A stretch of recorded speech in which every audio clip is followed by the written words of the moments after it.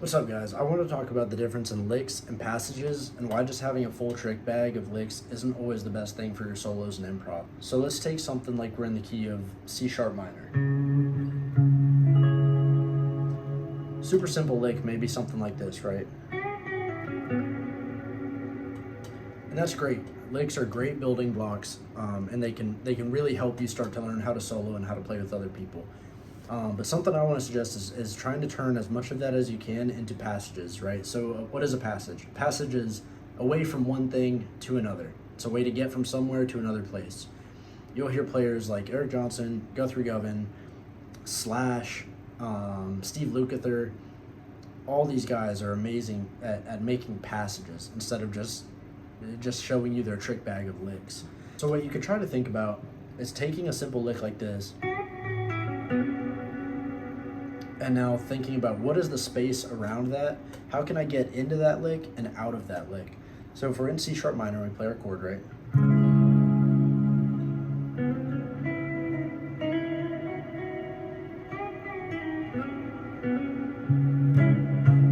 So now that lick has grown a little bit, right?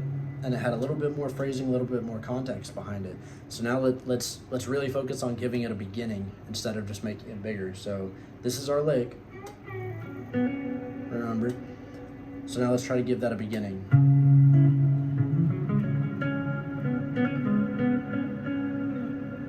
So you can hear the lick about to come.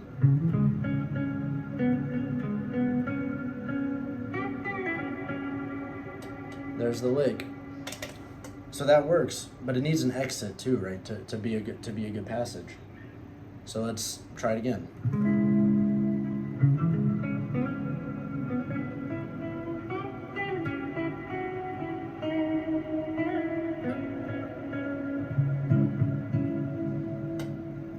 So something very simple, right? But now we gave it an entrance and an exit. So instead of just going,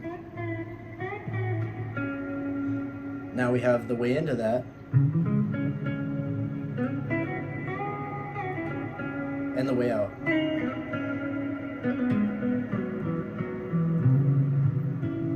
So it's combining a few licks maybe, right? But what's really important to think about is you're entering a lick and you're getting out of a lick. And I think that's what creates a passage, right? Something like let's say a more advanced type of thing is the Cliffs of Dover thing.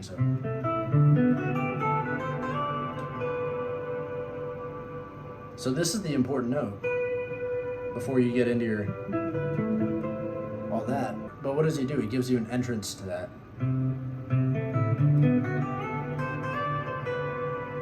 Right? And then he gives you an exit from here too.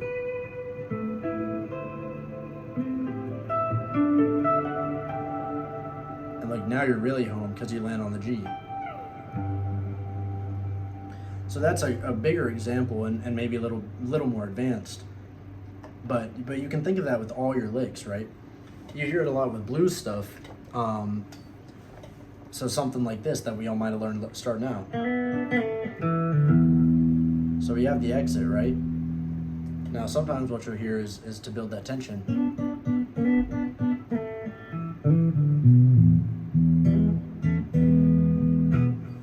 So you get a little bit of entrance and a little bit of exit. Maybe it's not as sophisticated or whatever you want to call it, but the entrance and exit is still there, but this is the home of your lick.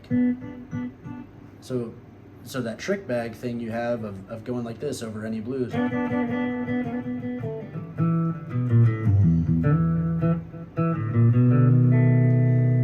has grown a little bit wider and got a little more flourish to it to really help bring out the sound and the idea of it.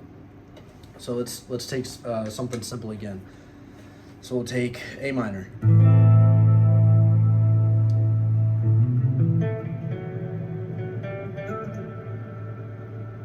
Now you tell me where the lick is.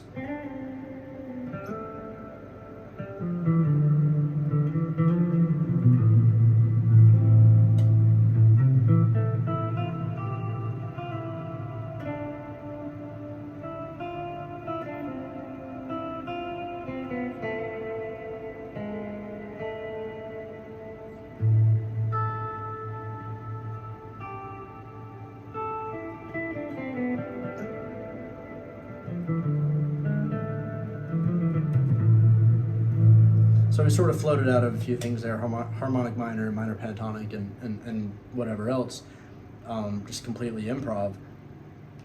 But all those notes make sense over the chord, right? And it's not just me going.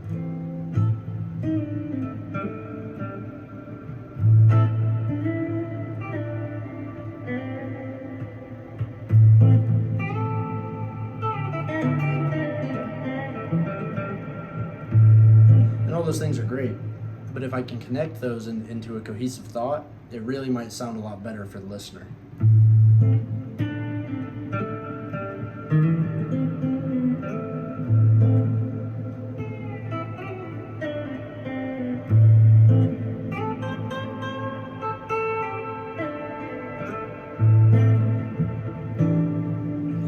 So yeah, not anything crazy, right? But just basic stuff, and adding some of that flourish and some more notes before and after, and maybe in between. Sometimes it's perfect to, you get an A minor chord, and all you do is this.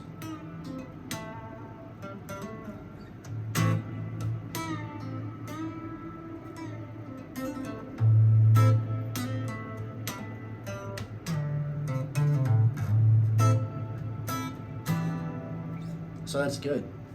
But if you want to maybe connect some more thoughts, think about what licks you're thinking of in your head, or what ideas you might have in your head while you're practicing, and then how can you connect those. So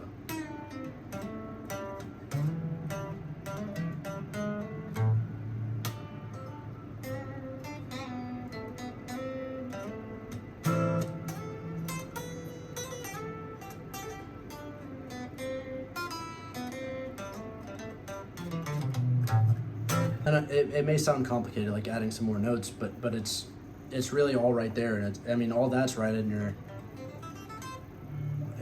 minor pentatonic. It's just how you experiment with it, right? A one note down, maybe one note in. So you're in your minor, right? Your harmonic minor scale.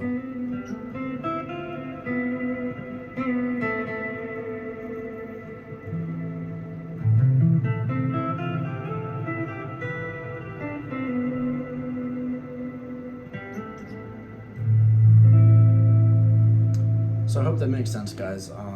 Just, yeah, taking those licks and those passages and sort of connecting them into one coherent thing, I think can be really beneficial to your playing and your improv, and anything else. You know, it'll give you some new ideas, and maybe you'll even figure out something on accident that you've never played before.